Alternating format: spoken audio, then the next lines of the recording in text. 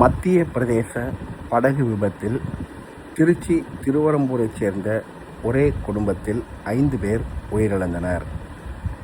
இந்த செய்தி அறிந்த திருவரம்பூர் தொகுதி திமுக வேட்பாளர் அமைச்சர் அன்பில் மகேஷ் பொய்யாமொழி நேற்று இரவு திருவரம்பூரில் உள்ள உயிரிழந்தவரின் குடும்பத்தினரை நேரில் சந்தித்து அவர்களுக்கு ஆறுதலையும் இரங்கலையும் தெரிவித்தார்.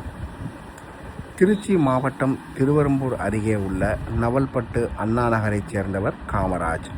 இவர் கடந்த ஓராண்டாக மத்திய பிரதேசத்தில் உள்ள மத்திய அரசின் துப்பாக்கி தொழிற்சாலையில் பணியாற்றி வந்தார்.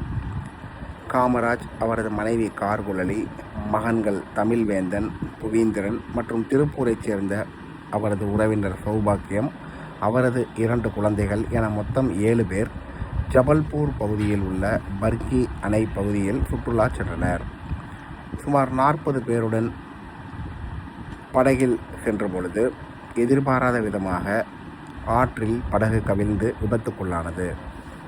இந்த கோர விபத்தில் காமராஜின் குடும்பத்தைச் சேர்ந்த 5 பேர் நீரில் மூழ்கி உயிரிழந்தனர். காமராஜ், கார்குழலி, தமிழ்வேந்தன், சௌபாக்கியம், அவரது உறவினர் மயூரான் ஆகியோர் உயிரிழந்த நிலையில் அதிர்ஷ்டவசமாக காமராஜின் மூத்த மகன் புவீந்திரன் மற்றும் சௌபாக்கியத்தின் மகள் இனியா ஆகிய 2 மட்டும் உயிருடன் மீட்கப்பட்டனர். இந்த தகவல் அறிந்த மகேஷ் பொய்யாமொழி நேற்று திருச்சி திருவரம்பூர் பகுதியில் உள்ள அவர்களது இல்லத்திற்கு நேரில் சென்று அவர்களது உறவினர்களை சந்தித்து ஆறுதல் கூறினார்.